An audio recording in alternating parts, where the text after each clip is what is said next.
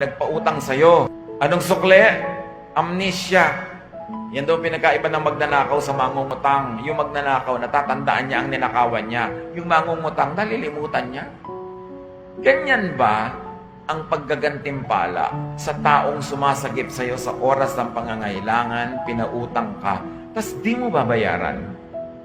That is evil. O kaya hindi mo babayaran sa oras.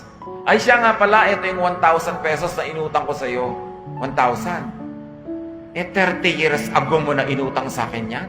Dapat yan 1,900 na ngayon kung inilagay ko sa bangko.